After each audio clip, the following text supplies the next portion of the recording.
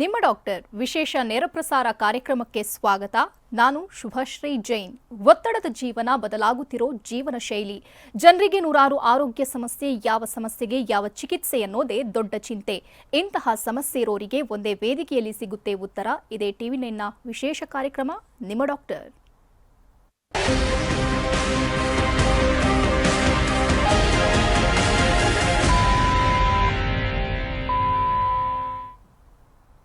ಬದಲಾಗ್ತಿರೋ ಜೀವನ ಶೈಲಿಯಿಂದ ಅನೇಕ ರೋಗಗಳಿಗೆ ಜನರು ತುತ್ತಾಗ್ತಿದ್ದಾರೆ. ದೈನಂದಿನ ಜೀವನದಲ್ಲಿ ಕುತ್ತಿಗೆ ನೋವು, ಸೊಂಟ ನೋವು, ಮೊಣಕಾಲು ನೋವು, ಮೈಕೈ ನೋವಿನಿಂದ ಜನರು ಹೈರಾಣಾಗ್ತಿದ್ದಾರೆ.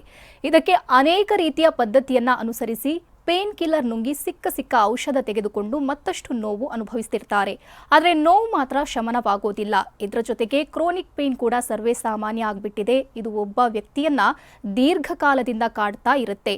ಇದರಿಂದ ಮುಕ್ತಿ ಹೊಂದಲು ಸಾಧ್ಯವಿಲ್ಲ ಎಂಬ ನಿರ್ಧಾರಕ್ಕೆ ಅನೇಕರು ಬಂದಿರ್ತಾರೆ. ಆದರೆ ಸರ್ಜರಿ ಇಲ್ಲದೆಯೇ ಈ ನೋವಿನಿಂದ ಮುಕ್ತಿ ಹೊಂದಬಹುದು. ಹಾಗಾದ್ರೆ ಇದು ಹೇಗೆ ಸಾಧ್ಯ? ಇದರಿಂದ ಶಾಶ್ವತ ಮುಕ್ತಿ ಹೊಂದುವುದು ಹೇಗೆ? ಎಲ್ಲದರ ಬಗ್ಗೆ ಮಾಹಿತಿ ನೀಡೋದಕ್ಕೆ ನಮ್ಮ ಜೊತೆಗಿದ್ದಾರೆ ಅಲಿವಿಯೇಟ್ ಪೇನ್ ಮ್ಯಾನೇಜ್ಮೆಂಟ್ ಕ್ಲಿನಿಕ್ನ ವೈದ್ಯರಾದ ಸಂತೋಷಿ ಕುರಾಡ. ಡಾಕ್ಟರ್, ಕಾರ್ಯಕ್ರಮಕ್ಕೆ ಸ್ವಾಗತ. ನಮಸ್ಕಾರ ಡಾಕ್ಟರ್. ಇವತ್ತು ನಾವು ಕ್ರೋನಿಕ್ ಪೇನ್ ಬಗ್ಗೆ ಮಾತನಾಡಲಿಕ್ಕಿದ್ದೇವೆ. ಸಾಕಷ್ಟು ಜನರಿಗೆ ಕ್ರೋನಿಕ್ ಪೇನ್ ಅಂದ್ರೆ ಏನು ಅಂತಾನೆ ಗೊತ್ತಿಲ್ಲ. ಇದ್ರ ಬಗ್ಗೆ ತಾವೇನು ಹೇಳ್ತೀರಾ? ಸೊ ಫಸ್ಟ್ ನಾನು ಅಲಿವಿಯೇಟ್ ಬಗ್ಗೆ ಹೇಳ್ತೀನಿ. ಸೊ ಅಲಿವಿಯೇಟ್ ಅನ್ನೋದು it's a centre for orthopaedics, any joint problems, arthritis ಇಲ್ಲ ಈ ಕ್ರಾನಿಕ್ ಪೇನ್ ಇರಲಿ, ಸ್ಪೈನ್ ಕೇರ್ ಇರಲಿ, ಇದಕ್ಕೆಲ್ಲ ಒಂದು one stop shop centre. So ಇಲ್ಲಿ ಏನಂದರೆ we work as a team, ಒಂದು ಟೀಮ್ ಆಫ್ ಡಾಕ್ಟರ್ಸ್, ಸ್ಪೆಷಲಿಸ್ಟ್ ಇರ್ತಾರೆ, orthopaedicians, spine specialist, pain specialist, physiotherapist ಇರ್ತಾರೆ, dieticians, nutritionist, lifestyle modification doctor. So ನಾವೆಲ್ಲ we work as a team. And ಪೇಷಂಟ್ಸ್ಗೆ ಏನಂದರೆ ಈ ಥರ ಕ್ರಾನಿಕ್ ಪೇನ್ಸ್ನಿಂದ, ಕ್ರಾನಿಕ್ ಜಾಯಿಂಟ್ ಪ್ರಾಬ್ಲಮ್ಸ್ನಿಂದ ವಿತೌಟ್ ಸರ್ಜರಿ ಹೇಗೆ ಪರಿಹಾರ ಕೊಡೋದು ಅಂತ ನಾವು ಅಲಿವಿಯೇಟ್ನಲ್ಲಿ ಟ್ರೀಟ್ ಮಾಡ್ತೀವಿ. ಸೊ ಕ್ರಾನಿಕ್ ಪೇನ್ ಅಂದರೆ ಏನಂದರೆ ಯಾರಾದರೂ ಒಂದು ನೋವಿನಿಂದ ತುಂಬ ದಿವಸನಿಂದ, ತುಂಬ ತಿಂಗಳಿನಿಂದ ಸಫರ್ ಆಗ್ತಾ ಇದ್ದರೆ, ಆ ನೋವು ಹಾಗೆ ಇದೆ, ಜಾಸ್ತಿ ಆಗ್ತಾ ಇದೆ ಅಂದರೆ ಅದನ್ನು ನಾವು ಕ್ರಾನಿಕ್ ಪೇನ್ ಅಂತ ಹೇಳ್ತೀವಿ. ಸೊ ಈ ಕ್ರಾನಿಕ್ ಪೇನ್ ಅನ್ನೋದು ಇವಾಗ ಡಯಾಬಿಟೀಸ್, BP ಎಷ್ಟು ಕಾಮನ್ ಆಗಿದೆಯೋ ಅದೇ ಥರ ಕ್ರಾನಿಕ್ ಪೇನೂ ಅಷ್ಟೇ ಕಾಮನ್ ಆಗಿದೆ ನಾರ್ಮಲ್ ಪಾಪ್ಯುಲೇಷನಲ್ಲಿ.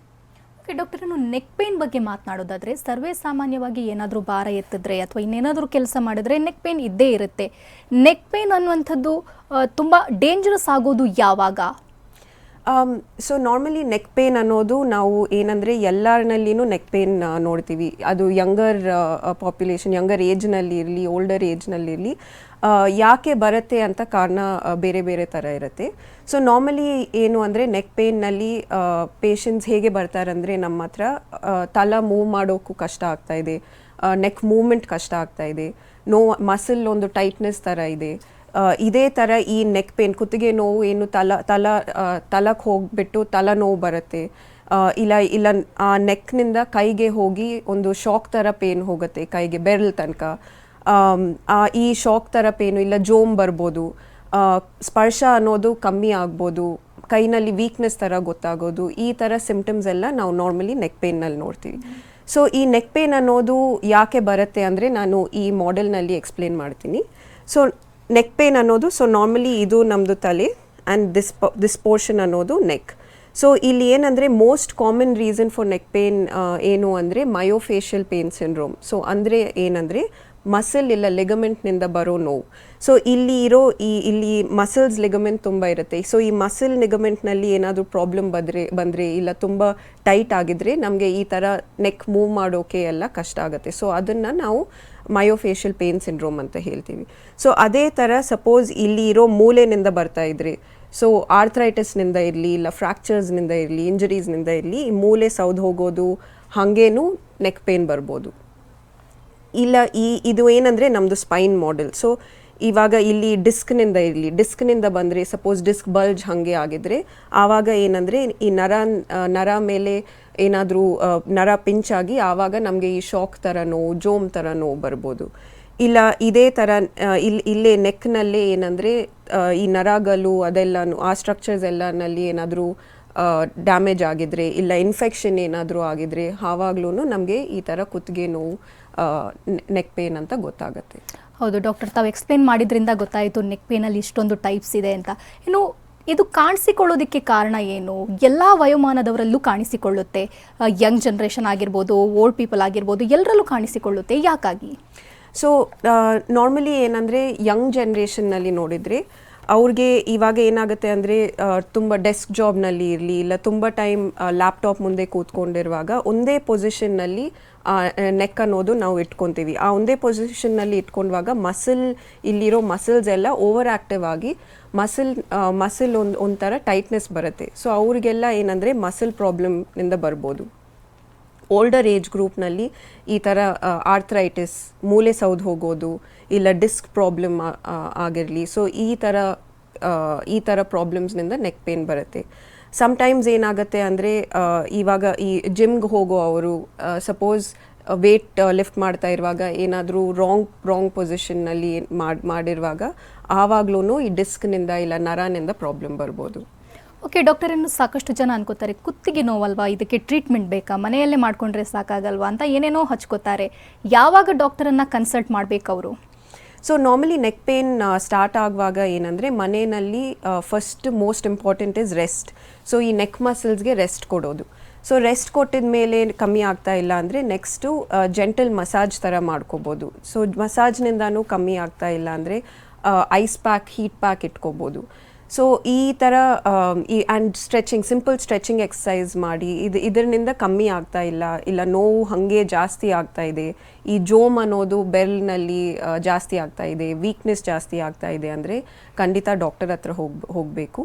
ಸೊ ಆವಾಗ ಏನಂದರೆ ಡಾಕ್ಟರ್ ನೋಡಿದ ಮೇಲೆ ಏನಾದರೂ ಸ್ಕ್ಯಾನ್ಸ್ ಬೇಕಾಗಿದ್ರೆ ಇಲ್ಲ ಬ್ಲಡ್ ಟೆಸ್ಟ್ ಏನಾದರೂ ಬೇಕಾಗಿದ್ರೆ ನೋಡಿ ಅದು ಪ್ರಾಬ್ಲಮ್ ಏನು ಅಂತ ಅವರು ಹೇಳ್ತಾರೆ. ಸೊ ಇವಾಗ ನಮ್ಮ ಹತ್ರ ಏನಂದರೆ ನಾವು ನಾರ್ಮಲ್ ಕನ್ಸಲ್ಟೇಷನ್ನಲ್ಲಿ ಅಲ್ಟ್ರಾಸೌಂಡ್ ಸ್ಕ್ಯಾನ್ ಅಂತ ಯೂಸ್ ಮಾಡಿ ನಾವು ಎಲ್ಲಿನಿಂದ ಈ ಪ್ರಾಬ್ಲಮ್ ಬರ್ತಾ ಇದೆ ಅಂತ ನೋಡ್ತೀವಿ. ಸೊ ಅದು ನೋಡಿ ಸಪೋಸ್ ಸಿಂಪಲ್ ಎಕ್ಸಸೈಸಸ್ನಿಂದ ಸಿಂಪಲ್ ಮೆಡಿಕೇಷನ್ನಿಂದ ಟ್ರೀಟ್ ಮಾಡ್ಬೋದು ಅಂದರೆ ನಾವು ಆ ಟ್ರೀಟ್ಮೆಂಟ್ ಕೊಡ್ತೀವಿ. ಇಲ್ಲ ಸಮ್ಟೈಮ್ಸ್ ಏನಂದರೆ ಈ ಡಿಸ್ಕ್ನಿಂದ ಇಲ್ಲ ನರನಿಂದ ಪ್ರಾಬ್ಲಮ್ ಬರ್ತಾ ಇದ್ದರೆ ಅದಕ್ಕೂ ಬೇರೆ ಥರ ಟ್ರೀಟ್ಮೆಂಟ್ ಇರುತ್ತೆ. ಓಕೆ ಡಾಕ್ಟರ್, ಇನ್ನು ಸರ್ವೇ ಸಾಮಾನ್ಯ ನೋವುಗಳಲ್ಲಿ ಒಂದು ಕುತ್ತಿಗೆ ನೋವಾದರೆ ಇನ್ನೊಂದು ಪಾದ ನೋವು, ಇದು ಕಾಣಿಸಿಕೊಳ್ಳೋದಕ್ಕೆ ಕಾರಣ ಏನು? So yes, very rightly said. ಏನು ಅಂದರೆ ಇವಾಗ ನಮಗೆ ಫಸ್ಟ್ ಪೇನ್ ಅನ್ನೋದು ನಾವು ಏನು ಅಂದರೆ ಈ ನೋವಿಗೆ prevention is better then cure. So normally ಏನಂದರೆ ಇದು ಕುತ್ತಿಗೆ ಆಗಲಿ ಪಾದ ಫುಟ್ ಪೇನ್ ಆಗಲಿ ಏನು ನಾವು ಫಸ್ಟು ಪ್ರಿವೆನ್ಷನ್ ತಗೊಂಡ್ರೆ ಅಂದರೆ correct posture correct sitting posture, sleeping posture. So sitting posture, sleeping ಪಾಸ್ಚರ್ನಲ್ಲಿ ಏನಂದರೆ ಈ ನಾವು ಮಲ್ಕೊಂಡಿರುವಾಗ ಈ ತಲೆನೂ ಸ್ಪೈನು ಒಂದೇ ಲೈನ್ನಲ್ಲಿರಬೇಕು. ಸೊ ಅದು ಕರೆಕ್ಟ್ ಪಿಲ್ಲೋ ಅದು ಯೂಸ್ ಮಾಡ್ಕೋಬೇಕು. ಪಿಲ್ಲೋ ತುಂಬ ಸಾಫ್ಟಾಗಿ ಇರಬಾರ್ದು ಆ್ಯಂಡ್ ತುಂಬ ಹಾರ್ಡಾಗಿ ಇರಬಾರ್ದು. ಅದೇ ಥರ ನೀವು ಫುಟ್ ಆ್ಯಂಡ್ ಆ್ಯಂಕಲ್ಗೆ ಬಂದರೆ ಕರೆಕ್ಟ್ ಫುಟ್ವೇರ್ ಅನ್ನೋದು ಇಸ್ ವೆರಿ ಇಂಪಾರ್ಟೆಂಟ್. ಸೊ ಇವಾಗ ನಾವು ಫುಟ್ವೇರ್ನಲ್ಲಿ ಸಪೋಸ್ ಕಾಲ್ಗೆ ಏನಾದರೂ ಅನ್ಕಂಫರ್ಟಬಲ್ ಆಗ್ತಾ ಇದ್ದರೆ, ಹೀಲ್ಸ್ ಹಾಕ್ಕೊಂಡಿರುವಾಗ ತುಂಬ ನೋವು ಶುರು ಆಗಿದ್ರೆ ಇಮಿಡಿಯೇಟ್ಲಿ ಆ ಫುಟ್ವೇರ್ನು ಚೇಂಜ್ ಮಾಡ್ಕೋಬೇಕು. ಇವಾಗ ಪಾದನಲ್ಲಿ ಹೇಗೆ ಇರುತ್ತೆ ಅಂದರೆ ನಾನು ಆ ಮಾಡೆಲ್ನಲ್ಲಿನೂ ಎಕ್ಸ್ಪ್ಲೇನ್ ಮಾಡ್ತೀನಿ. ಸೊ ಪಾದನಲ್ಲಿ ಹೇಗೆ ಇರುತ್ತೆ ಅಂದರೆ ನಮಗೆ there are multiple bones and multiple joints. So sometimes ಏನಂದರೆ ಈ ಜಾಯಿಂಟ್ಸ್ನಿಂದ ಪ್ರಾಬ್ಲಮ್ ಸ್ಟಾರ್ಟ್ ಆಗುತ್ತೆ, ಅರ್ಲಿ ಆನ್ಸೆಟ್ ಆರ್ಥ್ರೈಟಿಸ್ ಅಂತ. ಸೊ ಇಲ್ಲಿ ಸೌದು ಹೋಗ್ತಾ ಇದ್ರೆ, ಈ ಮೂಲೆ ಸೌದು ಹೋಗ್ತಾ ಇದ್ರೆ ಇಲ್ಲ ಮಸಲ್ ಲಿಗಮೆಂಟ್ ಇಂಜರಿ ಆಗ್ತಾ ಇದ್ರೆ ಆವಾಗಲೂ ಈ ಪಾದ ನೋವು ಅನ್ನೋದು ಬರುತ್ತೆ. ಓಕೆ ಡಾಕ್ಟರ್, ವೇಟ್ ಕೂಡ ಇದಕ್ಕೆ ಕಾರಣ ಆಗುತ್ತಾ, ಹೇಗೆ? ಸೊ ವೇಟ್ ಜಾಸ್ತಿ ಆಗುವಾಗ ಇದು weight bearing structure. So weight ಜಾಸ್ತಿ ಆಗುವಾಗ ಏನಾಗುತ್ತೆ ಅಂದರೆ ನಾವು ಪೂರ್ತಿ ವೇಟ್ ಪಾದ ಮೇಲೆ ಹಾಕ್ತೀವಿ. ಸೊ ಪಾದನಲ್ಲಿ ಇಲ್ಲಿ ಒಂದು ಮಸಲ್ ಇರುತ್ತೆ, ಪ್ಲಾಂಟಾರ್ ಫೇಶಿಯಾ ಅಂತ. ಅದು ತುಂಬ ಇವಾಗ ಪ್ಲಾಂಟಾರ್ ಫೇಶಿಯೈಟಿಸ್ ಅನ್ನೋದು ತುಂಬ ಕಾಮನ್ ಪ್ರಾಬ್ಲಮ್, ತುಂಬ ಜನನಲ್ಲಿ ನೋಡ್ತೀವಿ. ಆಲ್ಮೋಸ್ಟ್ ಎಲ್ಲರಲ್ಲಿನೂ ಫುಟ್ ಆ್ಯಂಡ್ ಆ್ಯಂಕಲ್ ಪ್ರಾಬ್ಲಮ್ ಅನ್ನೋದು ಲೈಫ್ ಟೈಮ್ನಲ್ಲಿ ಬರುತ್ತೆ. ಸೊ ಈ ಪ್ಲಾಂಟಾರ್ ಫೇಶಿಯಾ ಅನ್ನೋದು ತುಂಬ ಆಕ್ಟಿವಿಟಿ ತುಂಬ ಜಾಸ್ತಿ ಇದ್ದರೆ ಇಲ್ಲ ವೇಟ್ ತುಂಬ ಜಾಸ್ತಿ ಇರುವಾಗ ಈ ಮಸಲ್ ಅನ್ನೋದು ದಪ್ಪ ಆಗಿಬಿಟ್ಟು ಇನ್ಫ್ಲಮೇಷನ್ ಆಗುತ್ತೆ. ಸೊ ಆವಾಗ ಅದರಲ್ಲಿ ನಾವು ಪ್ಲಾಂಟಾರ್ ಫೇಶಿಯೈಟಿಸ್ ಅಂತ ಹೇಳ್ತೀವಿ. ಸೊ ಇದರಲ್ಲಿ ಏನು ಅಂದರೆ ಮಾರ್ನಿಂಗ್ ಟೈಮ್, ಬೆಳಗ್ಗೆ ಟೈಮ್ನಲ್ಲಿ ಕಾಲು ಕೆಳಗಡೆ ಇಡುವಾಗ ತುಂಬ ನೋವು ಬರುತ್ತೆ, ಒಂದು ಶಾಕ್ ಥರ ಪೇನ್ ಬರುತ್ತೆ. ಆ್ಯಂಡ್ ಆ ನೋವು ಅನ್ನೋದು ಡೇ ಹಾಕ್ತಾ ಇರುವಾಗ ನೋವು ಕಮ್ಮಿ ಆಗುತ್ತೆ, ಬಟ್ ಮಾರ್ನಿಂಗ್ ಟೈಮ್ನಲ್ಲಿ ತುಂಬ ಡಿಫಿಕಲ್ಟ್ ಆಗಿರುತ್ತೆ. ಯಾರಿಗಾದ್ರೂ ಡೇ ಸ್ಟಾರ್ಟ್ ಮಾಡಬೇಕು ಅಂದರೆ ತುಂಬ ಡಿಫಿಕಲ್ಟ್ ಆಗಿರುತ್ತೆ. ಸೊ ಈ ಥರ ಪ್ಲಾಂಟಾರ್ ಫೇಶಿಯೈಟಿಸ್ ಅಂತ ಇರುತ್ತೆ. ಅದೇ ಥರ ಅಕಲೀಸ್ ಟೆಂಡನೈಟಿಸ್ ಅಂತ ಇರುತ್ತೆ. ಅದರಲ್ಲಿ ಏನಂದರೆ ಈ ಆ್ಯಂಕಲ್ನಲ್ಲಿ ಹಿಂದೆ ಹಿಂಡಿನಿಂದ ಹಿಂದೆ ಒಂದು ನೋವು ಇರುತ್ತೆ. ಅದು ನಾರ್ಮಲಿ ಓಲ್ಡ್ ಏಜ್ನಲ್ಲಿ ಇಲ್ಲ ಡಯಾಬಿಟೀಸ್ ಇರೋ ಅವ್ರಿಗೆ ಈ ನೋವು ತುಂಬ ಜಾಸ್ತಿ ಕಾಣಿಸುತ್ತೆ ನಮಗೆ. ಸೊ ಆ ಥರ ಫಸ್ಟ್ ಪೇನ್ ಯಾಕೆ ಬರ್ತಾ ಇದೆ ಅಂತ ನೋಡಬೇಕು. ಅದು ನಾವು ನಮಗೆ ಗೊತ್ತಾಗಿದ ಮೇಲೆ ಅದಕ್ಕೂ ಸ್ಪೆಸಿಫಿಕ್ ಟ್ರೀಟ್ಮೆಂಟ್ ಕೊಡ್ಬೋದು. ಓಕೆ ಡಾಕ್ಟರ್, ತಾವು ಹೇಳಿದ್ರಿ ಫಸ್ಟ್ ನೋವು ಯಾಕಾಗಿ ಬರ್ತಿದೆ ಅನ್ನೋದು ಗೊತ್ತಾಗಬೇಕು ಅಂತ. ಹಾಗಾದರೆ ಯಾವೆಲ್ಲ ಟೆಸ್ಟ್ಗಳನ್ನು ಇದಕ್ಕೆ ಮಾಡ್ತೀರಾ ತಾವು? ಸೊ ನಾರ್ಮಲಿ ಏನಂದರೆ ಫಸ್ಟು ಏಜ್ ಗ್ರೂಪ್ ನೋಡಿ ನಾವು ಮಾಡ್ತೀವಿ. ಸೊ ಏಜ್ ಗ್ರೂಪ್ ಸಪೋಸ್ ಏನಾದರೂ ಫ್ಯಾಮಿಲಿ ಹಿಸ್ಟ್ರಿ ಇದ್ರಿ ಇಲ್ಲ ಏನಾದರೂ ಸಸೆಪ್ಟಿಬಿಲಿಟಿ ತುಂಬ ಜಾಸ್ತಿ ಇದ್ರಿ ಆರ್ಥ್ರೈಟಿಸ್ಗೆ, ಅದು ಫಸ್ಟ್ ಆರ್ಥ್ರೈಟಿಸ್ ಅನ್ನೋದು ರೂಲ್ ಔಟ್ ಮಾಡಬೇಕು. ಆರ್ಥ್ರೈಟಿಸ್ ರೂಲ್ ಔಟ್ ಮಾಡಬೇಕು ಅಂದರೆ ಬ್ಲಡ್ ಟೆಸ್ಟ್ನಲ್ಲೇ ನಾವು ನೋಡ್ಬೋದು. ಸೊ ಸಿಂಪಲ್ ಬ್ಲಡ್ ಟೆಸ್ಟ್ ಮಾಡಿದ ಮೇಲೆ ನಮಗೆ ಆರ್ಥ್ರೈಟಿಸ್ ಅದೇನು ಆಸ್ಟಿಯೋ ಆರ್ಥ್ರೈಟಿಸ್ಸಾ ಇಲ್ಲ ಬೇರೆ ಥರ ಆರ್ಥ್ರೈಟಿಸ್ಸಾ ಅಂತ ಗೊತ್ತಾಗುತ್ತೆ. ಸೊ ಆಸ್ಟಿಯೋ ಆರ್ಥ್ರೈಟಿಸ್ ಅನ್ನೋದು ನಾರ್ಮಲಿ ಮೂಲೆ ಸೌದು ಹೋಗೋದು, ಜಾಯಿಂಟ್ ಸೌದು ಹೋಗೋದು ಸೌದು ಹೋಗಿದ ಮೇಲೆ ಈ ಆಸ್ಟಿಯೋ ಆರ್ಥ್ರೈಟಿಸ್ ಅಂತ ಬರುತ್ತೆ. ಸೊ ಇದಕ್ಕೆಲ್ಲ ನಾರ್ಮಲ್ ಅಲ್ಟ್ರಾಸೌಂಡ್ ಸ್ಕ್ಯಾನ್ ಅಂತ ಮಾಡ್ಬೋದು. ಸೊ ಈ ಅಲ್ಟ್ರಾಸೌಂಡ್ನಲ್ಲಿ ಏನಂದರೆ ನಮಗೆ ಪ್ರತಿಯೊಂದು ಸ್ಟ್ರಕ್ಚರು ಗೊತ್ತಾಗುತ್ತೆ. ಸೊ ಮಸಲ್ಗೆ ಏನಾಗ್ತಾ ಇದೆ, ಬೋನ್ಗೆ ಏನಾಗ್ತಾ ಇದೆ, ಜಾಯಿಂಟ್ನಲ್ಲಿ ಏನು ಪ್ರಾಬ್ಲಮ್ ಆಗ್ತಾ ಇದೆ, ಏನಾದರೂ ಫ್ಲೂಯಿಡ್ ನೀರು ಏನಾದರೂ ಕಟ್ಟಿ ಆಗಿದೆಯಾ ಇಲ್ಲ ನರಾಗೆ ಏನಾದರೂ ಪ್ರಾಬ್ಲಮ್ ಆಗಿದೆಯಾ ಅಂತ ಈ ಅಲ್ಟ್ರಾಸೌಂಡ್ ಸ್ಕ್ಯಾನ್ನಲ್ಲೇ ನಮಗೆ ಗೊತ್ತಾಗುತ್ತೆ. ಸೊ ಈ ಸ್ಕ್ಯಾನ್ ಅನ್ನೋದು ನಾರ್ಮಲ್ ಕನ್ಸಲ್ಟೇಷನ್ ರೂಮ್ನಲ್ಲೇ ಮಾಡ್ಬೋದು. ಸೊ ಅದಕ್ಕೆ ತಿರುಗಿ ಜಾಸ್ತಿ MRI ಅದೆಲ್ಲನೂ ನಾವು ಮಾಡಲ್ಲ. ಸಪೋಸ್ ಈ ಅಲ್ಟ್ರಾಸೌಂಡ್ನಲ್ಲಿ ಗೊತ್ತಾಗ್ತಾ ಇಲ್ಲ ಸ್ಪೈನ್ನಲ್ಲಿ ಏನಾದರೂ ಪ್ರಾಬ್ಲಮ್ ಇದ್ದರೆ ಆವಾಗ MRI ಥರ ಸ್ಕ್ಯಾನ್ ಮಾಡಬೇಕಾಗತ್ತೆ. ಸೊ ಇದರಲ್ಲಿ ಈ ಥರ ಟೆಸ್ಟ್ನಲ್ಲಿ ನಮಗೆ ಏನು ಪ್ರಾಬ್ಲಮ್ ಅಂತ ಗೊತ್ತಾಗ್ಬೋದು. ಓಕೆ ಡಾಕ್ಟರ್, ಮತ್ತಷ್ಟು ಮಾಹಿತಿ ತಮ್ಮಿಂದ ಪಡಿತಾ ಹೋಗ್ತೇನೆ. ಡಾಕ್ಟರ್, ತಾವಾಗ ಹೇಳ್ತಿದ್ರಿ ಕುತ್ತಿಗೆ ನೋವಿದ್ರೆ ಮೊದಲು ತಾವು ರೆಸ್ಟ್ ತಗೋಬೇಕು ಅಂತ. ಪಾದ ನೋವಿದ್ರೆ ನಡಿಲೇಬಾರ್ದಾ ಹೇಗೆ? ಸೊ ಪಾದ ನೋವು ಇರುವಾಗ್ಲೂ most important thing is rest. But rest ಅನ್ನೋದು ಎಲ್ಲರಿಗೂ ರೆಸ್ಟ್ ತಗೊಂಡೋದು ಕಷ್ಟ. ಸೊ ಸಿಂಪಲ್ ಹೋಮ್ ರೆಮಿಡೀಸ್ ಏನಂದರೆ ಐಸ್ ಹೀಟ್ ಪ್ಯಾಕ್ ಇಟ್ಕೋಬೋದು. ಎಲ್ಲಿ ನೋವು ಬರ್ತಾ ಇದೆ ಅಂತ ನೋಡಿಕೊಂಡು ಅದು ಹಿಂಡಿ ಮೇಲೆನಾ ಹಿಂಡಿ ಹಿಂದೆನಾ ಇಲ್ಲ ಬೆಲ್ನಲ್ಲ ಏನು ಅಂತ ನೋಡಿಕೊಂಡು ಐಸು ಹೀಟ್ ಪ್ಯಾಕ್ ಆಲ್ಟರ್ನೇಟಿವ್ಲಿ ಇಟ್ಕೋಬೋದು.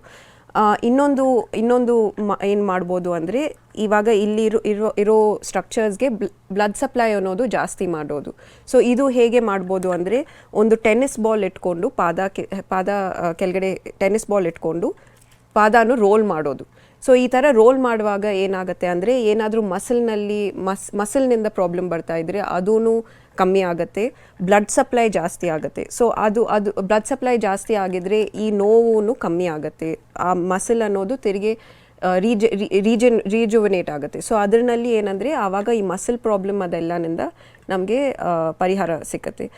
ಇಲ್ಲ ನೆಕ್ಸ್ಟ್ ಏನು ಮಾಡ್ಬೋದು ಅಂದರೆ ಸ್ಟ್ರೆಚಿಂಗ್ ಎಕ್ಸಸೈಸಸ್. ಸೊ ನಮ್ಮ ಕೂತ್ಕೊಂಡಿರುವಾಗ್ಲೂ ಸಿಂಪಲ್ ಸ್ಟ್ರೆಚಿಂಗ್ ಎಕ್ಸಸೈಸಸ್, ಪಾದನು ಮೇಲೆ ಕೆಳಗಡೆ ಮಾಡೋದು, ಸೈಡ್ಗೆ ಮಾಡೋದು, ಇದೆಲ್ಲನಿಂದನೂ ಈ ಥರ ನೋವು ಅನ್ನೋದು ಕಮ್ಮಿ ಮಾಡ್ಕೋಬೋದು. ಡಾಕ್ಟರ್, ತಾವೇ ಆವಾಗ ಹೇಳ್ತಿದ್ರೆ prevention is better than cure ಅಂತ. ಪ್ರಿವೆನ್ಷನ್ ಹೇಗಿರಬೇಕು ಹಾಗಾದರೆ? So prevention foot and ankle ಸ್ಪೆಸಿಫಿಕ್ಲಿಗೆ ಪ್ರಿವೆನ್ಷನ್ ಅಂದರೆ most important thing is correct footwear. So ಎಲ್ಲರದು ಫುಟ್ ಅನ್ನೋದು ಡಿಫ್ರೆಂಟ್ ಆಗಿರುತ್ತೆ, ಎಲ್ಲರದು ಒಂಥರ ಇರಲ್ಲ. ಸೊ ಅದು ಫುಟ್ನಲ್ಲಿ ನಾವು ಆರ್ಚ್ ನೋಡಬೇಕು, ಅದು ಫ್ಲ್ಯಾಟ್ ಆರ್ಚಾ ಇಲ್ಲ ಹೈ ಆರ್ಚಾ ಅಂತ ನೋಡಬೇಕು.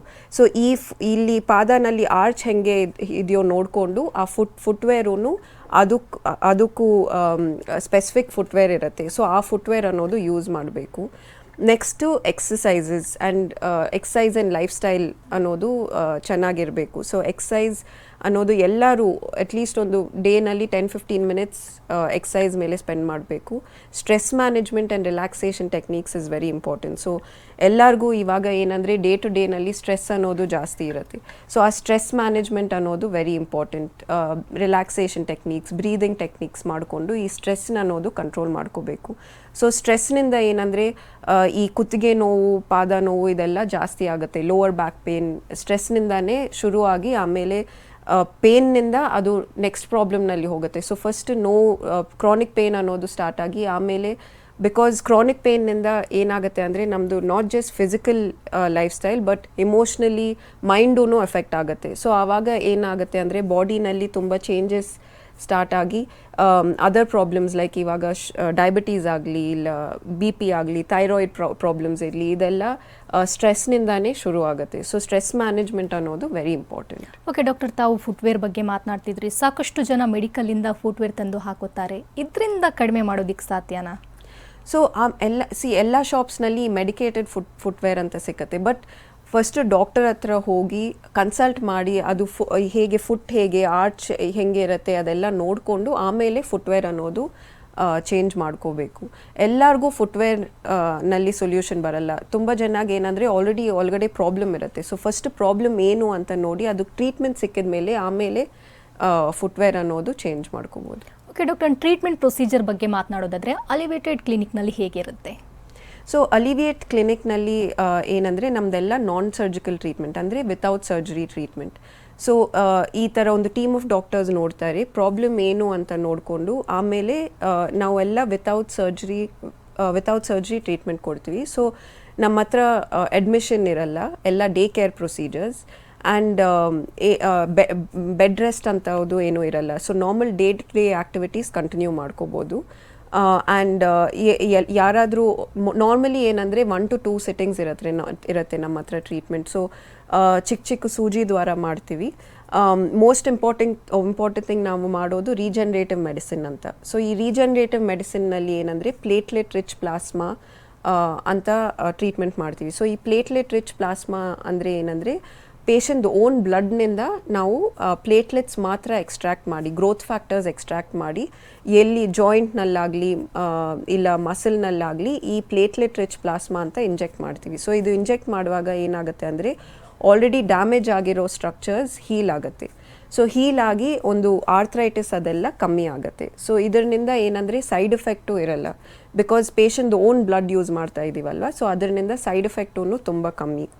ಆ್ಯಂಡ್ ನೆಕ್ಸ್ಟ್ ಏನಂದರೆ ಎಲ್ಲರಿಗೂ ಒಂದು ಸರ್ಜರಿ ಆಗಿದ ಮೇಲೆ ಬೆಡ್ ರೆಸ್ಟ್ ಅಂತ ಒಂದು ತುಂಬ ಯೋಚನೆ ಮಾಡ್ತಾರೆ ಸೊ ಎಲ್ಲ ಪ್ರಾಬ್ಲಮ್ಸ್ಗೂ ಸರ್ಜರಿ ಅನ್ನೋದು ಸೊಲ್ಯೂಷನ್ ಅಲ್ಲ. ಸೊ ಈ ನಮ್ಮ ಹತ್ರ ಏನಂದರೆ without surgery most of the ಪ್ರಾಬ್ಲಮ್ಸ್ಗೆ ವಿತೌಟ್ ಸರ್ಜರಿ ಟ್ರೀಟ್ಮೆಂಟ್ ಸಿಗುತ್ತೆ. ಓಕೆ ಡಾಕ್ಟರ್, ಇನ್ನು ತಾವು ಹೇಳ್ತಾ ಇದ್ರಿ ಶುಗರ್ ಪೇಷಂಟ್ ಇರೋರಿಗೂ ಇಂಥ ಸಮಸ್ಯೆ ಕಾಣಿಸಿಕೊಳ್ಳುತ್ತೆ. ಸೊ ಅವರ ಟ್ರೀಟ್ಮೆಂಟಲ್ಲಿ ಖಂಡಿತ ವ್ಯತ್ಯಾಸ ಇದ್ದೇ ಇರುತ್ತೆ. ಅವ್ರಿಗೆ ಹೇಗೆ?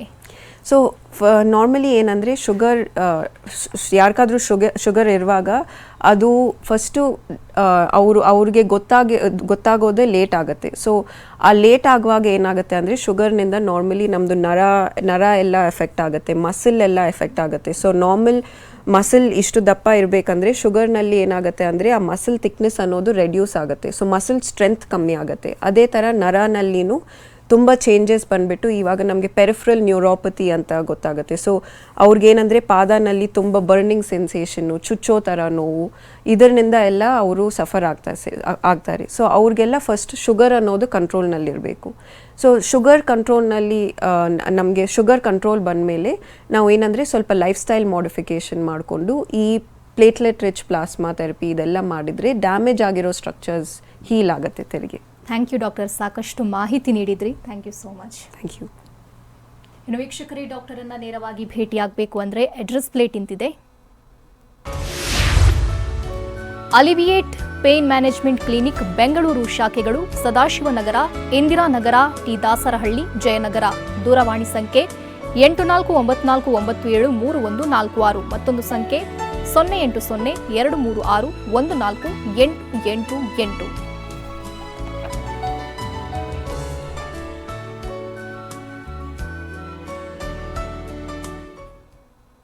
ಇದು ಇವತ್ತಿನ ನಿಮ್ಮ ಡಾಕ್ಟರ್. ನಿರಂತರ ಸುದ್ದಿಗಾಗಿ ನೋಡ್ತಾ ಇರಿ TV9.